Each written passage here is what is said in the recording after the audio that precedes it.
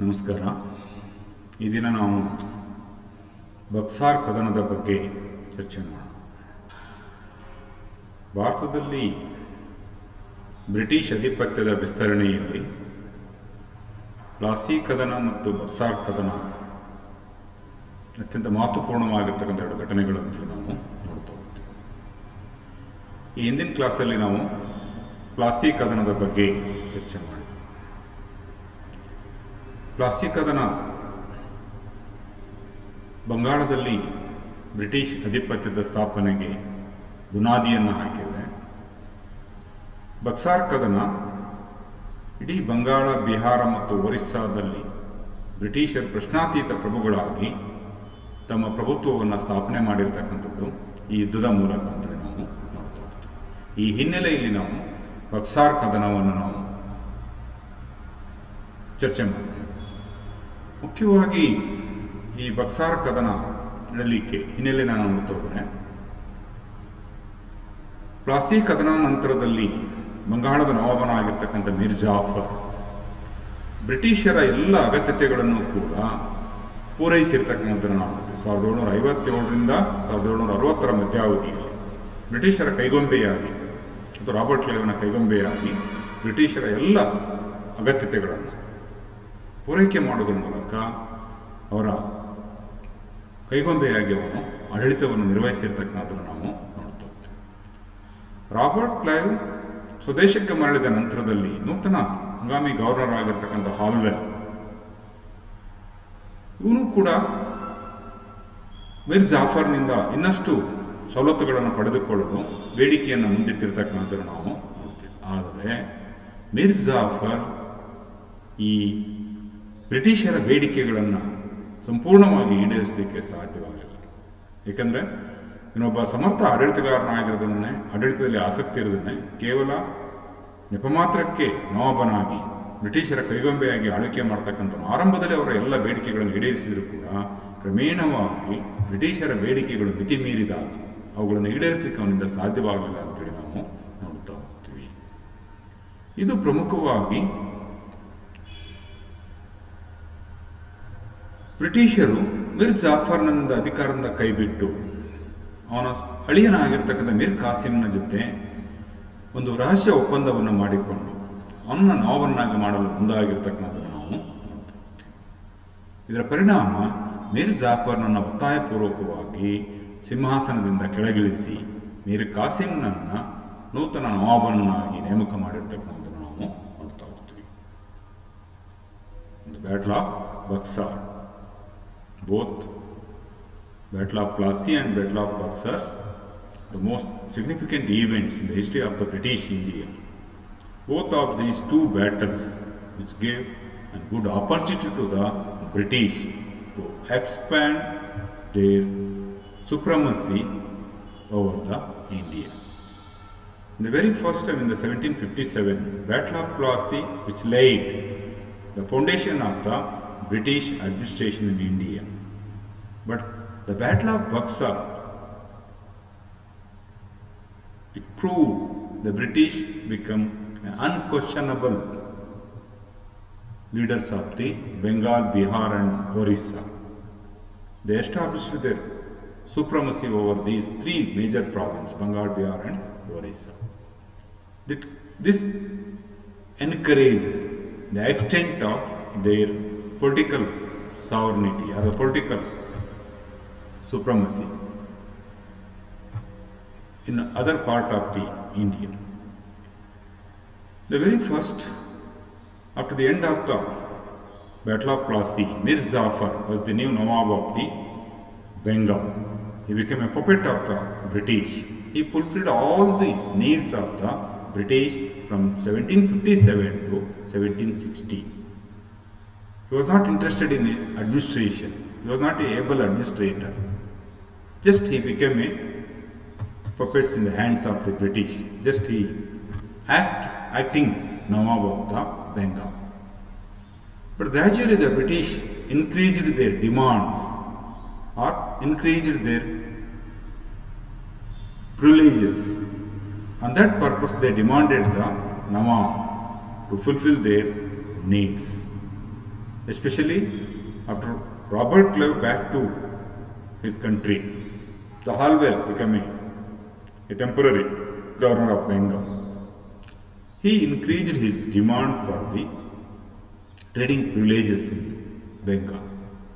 But Mir Jafar could not able to fulfill these demands or the unending demands of the British.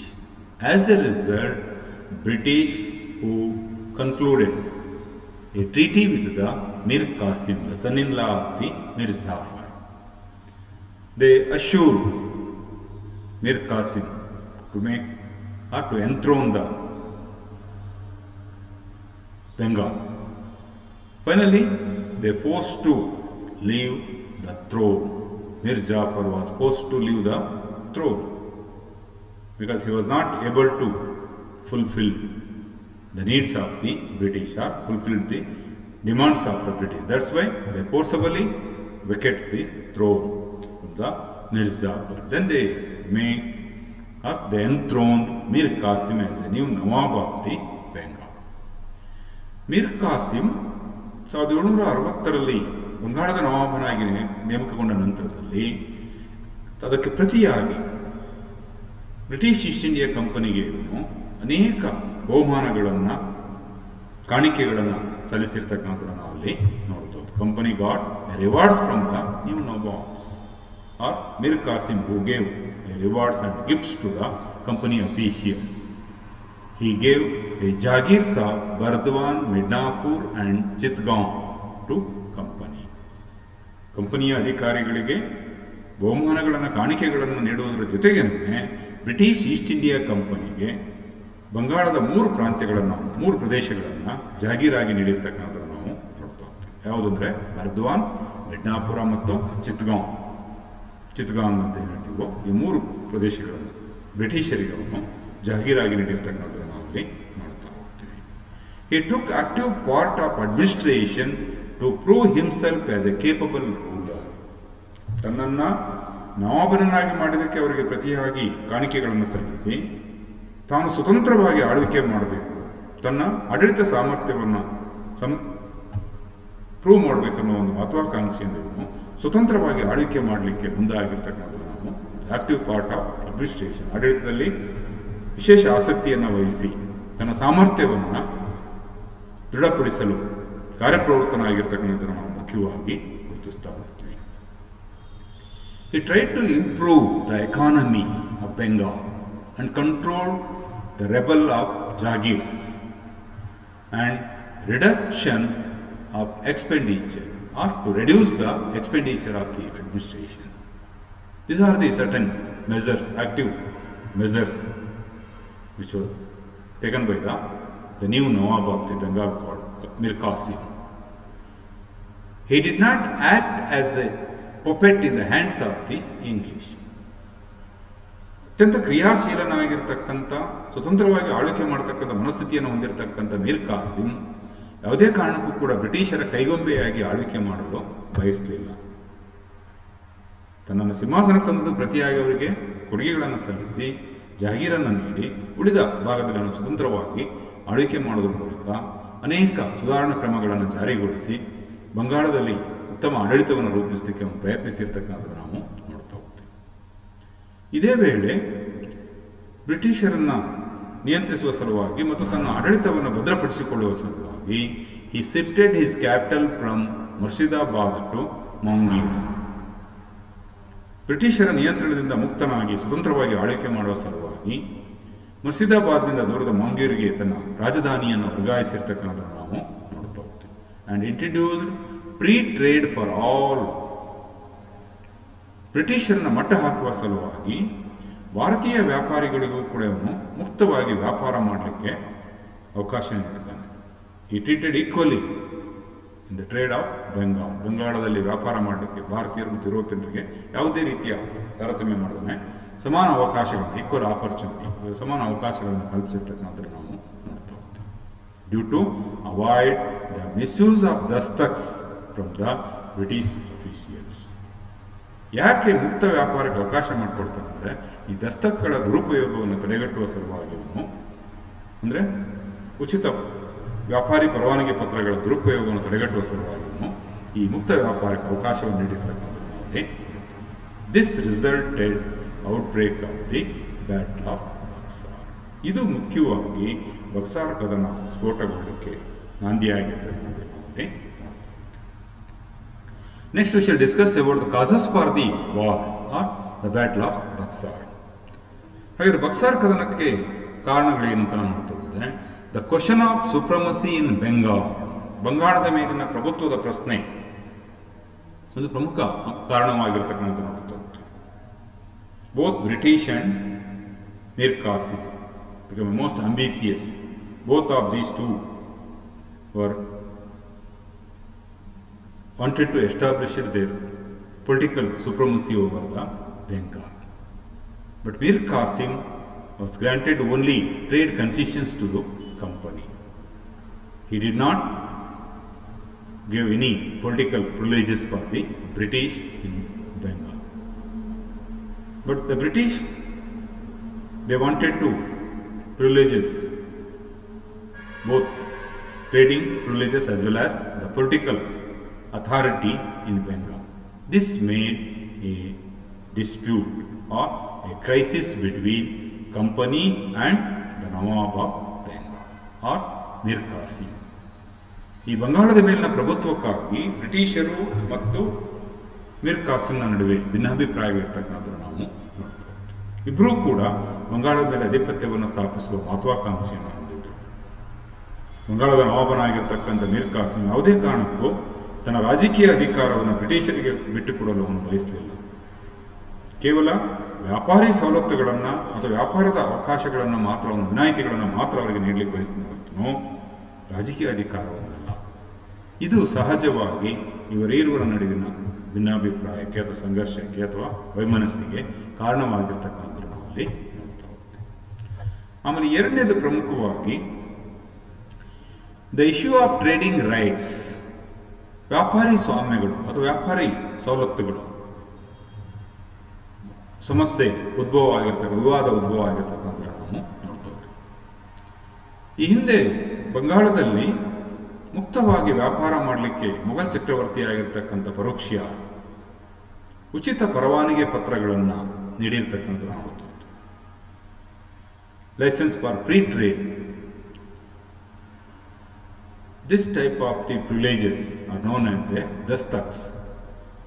ಬಂಗಾಳದಲ್ಲಿ ಉಚಿತವಾಗಿ ವ್ಯಾಪಾರ ಮಾಡಲು ಬ್ರಿಟಿಷರಿಗೆ ನೀಡಿರ್ತಕ್ಕಂಥ ಪರವಾನಗಿ ಪತ್ರಗಳನ್ನು ದಸ್ತಕ್ಗಳಂತೇಳಿ ಕರೀತಕ್ಕಂಥ ನಾವು ನೋಡ್ತಾ ಹೋಗ್ತೀವಿ. ಇದನ್ನ ಕಂಪನಿಯ ವ್ಯಾಪಾರಕ್ಕೆ ಮಾತ್ರ ಈ ಉಚಿತ ಪರವಾನಗಿ ಪತ್ರಗಳನ್ನು ನೀಡಲಾಗಿದೆ.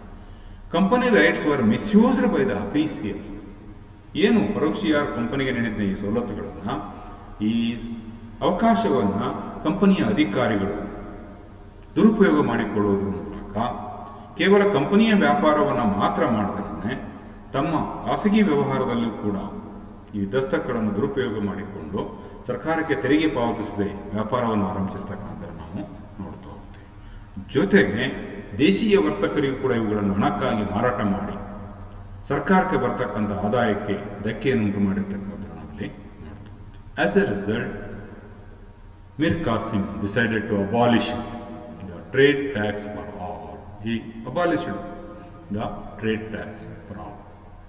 ಎಲ್ಲರಿಗೂ ಕೂಡ ತೆರಿಗೆ ರಹಿತ ವ್ಯಾಪಾರ ಮಾಡಲಿಕ್ಕೆ ಅವಕಾಶವನ್ನು ಕಲ್ಪಿಸಿದ. He provided free trade opportunity for everyone or for Indians. There was no any differentiation or differentiate between the British and the native merchants. But the British never accept this decision. This against the company. ಏಕೆಂದರೆ ಭಾರತೀಯ ವರ್ತಕರಿಗೂ ಕೂಡ ಮುಕ್ತವಾಗಿ ವ್ಯಾಪಾರ ಮಾಡಲು ಅವಕಾಶ ಕಲ್ಪಿಸಿದ್ರಿಂದ ಕಂಪನಿಯ ಆದಾಯಕ್ಕೆ ಇದು ಧಕ್ಕೆಯನ್ನುಂಟು ಮಾಡಿರ್ತಕ್ಕಂಥ ನೋಡ್ತೀವಿ. ಜೊತೆಗೆ ಕಂಪನಿಯ ಅಧಿಕಾರಿಗಳಿಗೂ ಕೂಡ ಇದು ನಷ್ಟವನ್ನುಂಟು ಮಾಡಿರ್ತಕ್ಕಂಥ ನೋಡ್ತೀವಿ. It makes A great loss for both company as well as the officials of the British East India company, because the company officials who sell these or sold out these license or the dastaks for the native merchants for the money, purpose of money. But when the native merchants or the Indians who got privileges for free trade, they compete with the East India Company. That made a huge loss for company or company treasury. This rise the crisis between the company and the Mir Qasim of Bengal. The last one, Mir Qasim was dethroned again. Mir Qasim was dethroned. Again, the British kept Mir Zafar as a Nawab. ಇದರ ಪರಿಣಾಮ ಮೀರ್ ಕಾಸಿಂನನ್ನ ಸಿಂಹಾಸನದಿಂದ ಕಿತ್ತೊಗೆದು ಪುನಃ ಹಳೆಯ ನವಾಬನಾಗಿರ್ತಕ್ಕಂಥ ಮಿರ್ ಜಾಫರ್ನನ್ನ ಬಂಗಾಳದ ನವಾಬನಾಗಿ ನೇಮಕ ಮಾಡಿರ್ತಕ್ಕಂಥದ್ದು ನಾವಲ್ಲಿ ನೋಡ್ತಾ ಹೋಗ್ತೀವಿ. ಇದು ಬಕ್ಸಾರ್ ಕದನದ ಸ್ಫೋಟಕ್ಕೆ ನಾಂದಿಯಾಗಿರ್ತಕ್ಕಂಥದ್ದು ನಾವು ಮುಖ್ಯವಾಗಿ ಗುರುತಿಸ್ತೀವಿ. Next the events of war, ಯುದ್ಧದ ಒಂದು ಬೆಳವಣಿಗೆ ಏನಾಯಿತು ಅನ್ನೋದ್ರ ಬಗ್ಗೆ ನಾವು ನೋಡ್ತಾ ಹೋಗ್ತೀವಿ. ಒಂದು, ಬಂಗಾಳದ ಮೇಲಿನ ಪ್ರಭುತ್ವದ ಪ್ರಶ್ನೆ. ಎರಡನೇದು, ವ್ಯಾಪಾರಿ ಸವಲತ್ತುಗಳ ವಿವಾದ ಅಥವಾ ದಸ್ತಕ್ಗಳ ದುರುಪಯೋಗ. ಮೂರನೇದು, ಪ್ರಮುಖವಾಗಿ ಮೀರ್ ಕಾಸಿಂನನ್ನು ಪದಚ್ಯುತಗೊಳಿಸಿರ್ತಕ್ಕಂಥದ್ದು ಬಕ್ಸಾರ್ ಕದನಕ್ಕೆ ಕಾರಣವಾಗಿರ್ತಕ್ಕಂಥದ್ದನ್ನು ನಾವಲ್ಲಿ ನೋಡ್ತಾ ಹೋಗ್ತೀವಿ. When Mir Qasim was dethroned by the Bengal, he revolt against the British, but in the beginning the British were completely suppressed his rebellion. Then he went to Awadh and make a military alliance with Shuja'ud-Dawla of Awadh and Shah Alam II of the Mughals against the British. Especially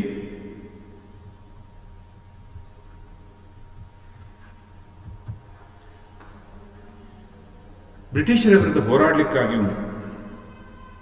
ಔದ್ನ ನವಾಬನಾಗಿರ್ತಕ್ಕಂಥ ಶುಜಾವುದ್ದೌಲನ ಜೊತೆ ಮತ್ತು ಮುಘಲ್ ಚಕ್ರವರ್ತಿ ಆಗಿರ್ತಕ್ಕಂಥ ಎರಡನೇ ಶಾ ಆಲಂನ ಜೊತೆ ಮೈತ್ರಿಕೂಟವನ್ನು ರಚನೆ ಮಾಡಿಕೊಂಡು ಅಥವಾ military ಒಕ್ಕೂಟವನ್ನು ರಚನೆ ಮಾಡಿಕೊಂಡು ಬ್ರಿಟಿಷರ ಮೇಲೆ ಯುದ್ಧವನ್ನು ಘೋಷಿಸಿರ್ತಕ್ಕಂಥ ನಾವಲ್ಲಿ ನೋಡ್ತಾ ಹೋಗ್ತೀವಿ. The allied army laid siege of Patna and reached Buxar. ಈ ಮೂವರು ಮೈತ್ರಿಕೂಟದ ಮೀರ್ ಕಾಸಿಂ, ಶುಜಾವುದ್ದೌಲಾ ಅಂಡ್ ಶಾ ಆಲಂ ಸೆಕೆಂಡ್ನ ಮೈತ್ರಿ ಸೇನೆ ಪಾಟ್ನಾವನ್ನು ಆಕ್ರಮಿಸಿ ಬಕ್ಸಾರ್ನ ಬಳಿ ಬಂದಿಳಿದಿರ್ತಕ್ಕಂಥದ್ದು ನಾವಲ್ಲಿ ನೋಡ್ತಾ ಹೋಗ್ತೀವಿ. ಬಂಗಾಳ ಮತ್ತು ಪಾಟ್ನಾ ಮಧ್ಯದಲ್ಲಿರ್ತಕ್ಕಂಥ ಬಕ್ಸಾರ್ ಎಂಬ ಸ್ಥಳದಲ್ಲಿ ತಮ್ಮ ಸೇನೆಯನ್ನು ಬೀಡುಬಿಟ್ಟಿರ್ತಕ್ಕಂಥದ್ದು ನಾವಲ್ಲಿ ನೋಡ್ತಾ ಹೋಗ್ತೀವಿ. And the British also sent their army under the commandership of Munro or Hector Munro.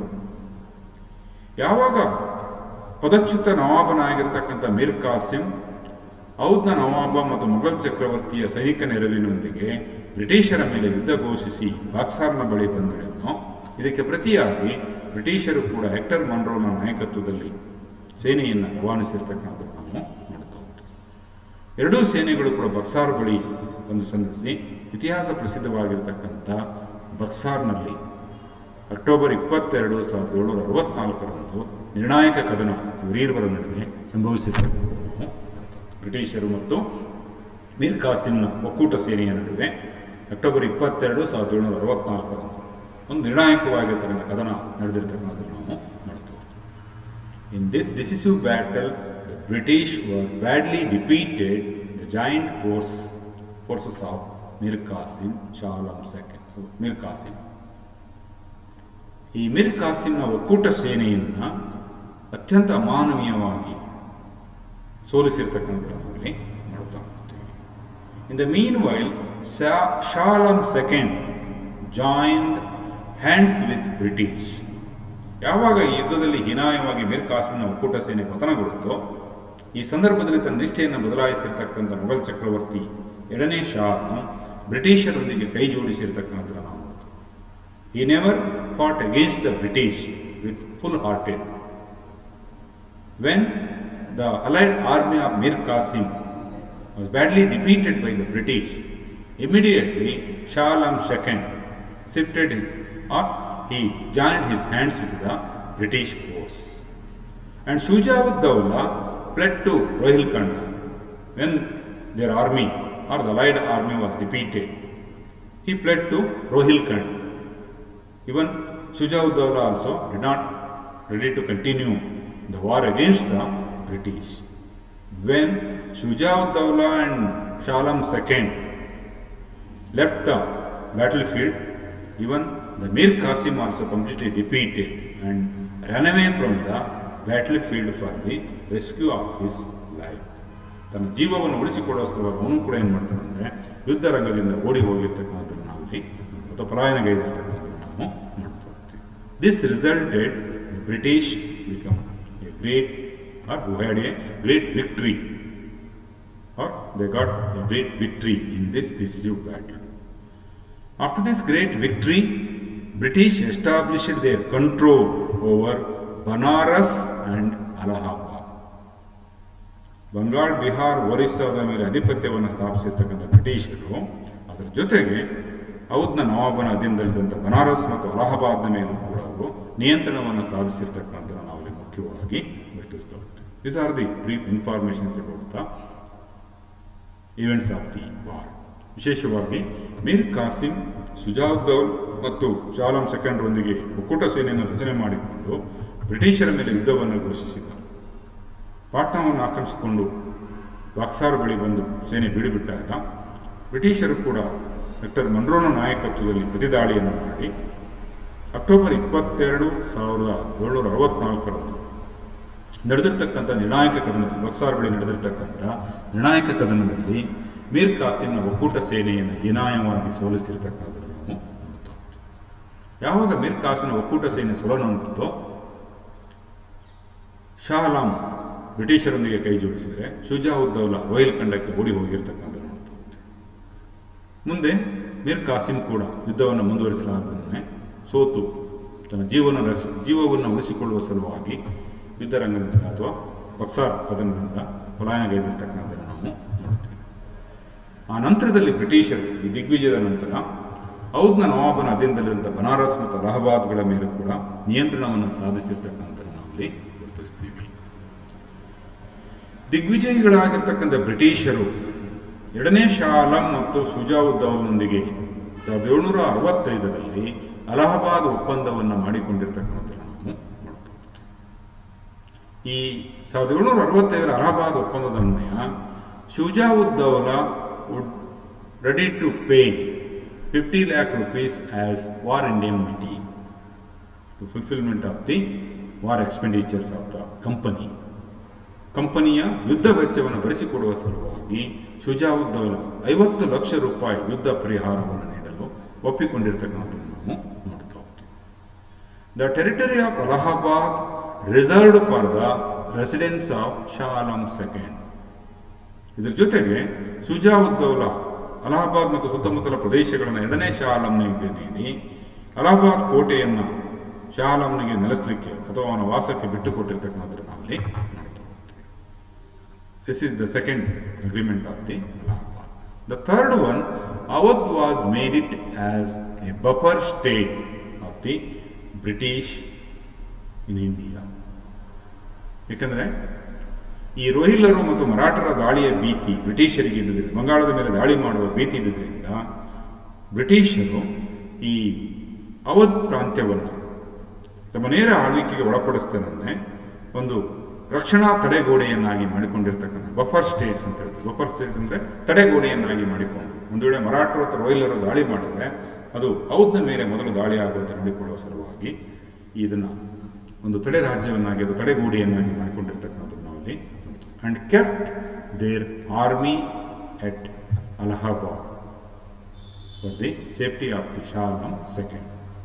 Shah Alam II ಎರಡನೇ ಶಾ ಆಲಂನಿಗೆ ರಕ್ಷಣೆ ಒದಗಿಸುವ ಜವಾಬ್ದಾರಿಯೊಂದಿಗೆ ತಮ್ಮ ಸೇನೆಯನ್ನು ಅಲಹಾಬಾದ್ನಲ್ಲಿ ನಿಯೋಜಿಸಿ ಅವಧ್ ಪ್ರಾಂತ್ಯವನ್ನು ಒಂದು ತಡೆ ರಾಜ್ಯವನ್ನಾಗಿ ಮಾಡಿಕೊಂಡಿರ್ತಕ್ಕಂಥದ್ದು ನಾವು ನೋಡ್ತಾ ಹೋಗ್ತೀವಿ.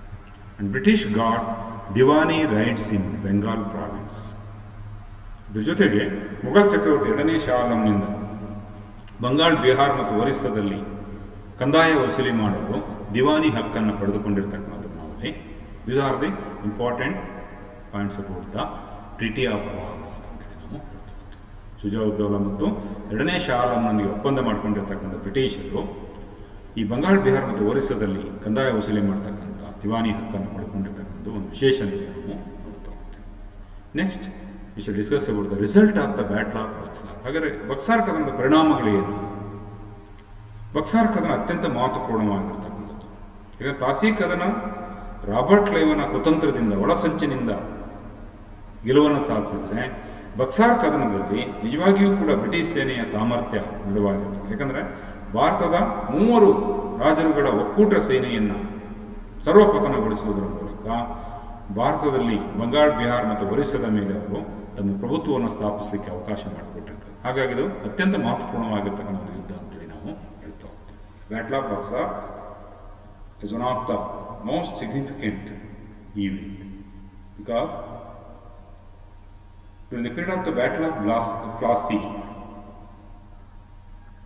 Robert Clive made a treachery against the Siraj-ud-Dawla, or a secret alliance with the opponents of the Siraj-ud-Dawla.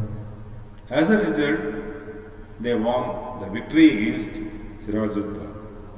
But in the Battle of Buxar, the British, who defeated the allied army of the 3 rulers of the native kings, Mir Qasim, the army of Mir Qasim, the army of Shuja-ud-Dawla of Oudh, and the military force of the Mughal Emperor Shah Alam II. After this great victory, the British, who established their political supremacy over the Bihar, Bengal and Orissa, they became unquestionable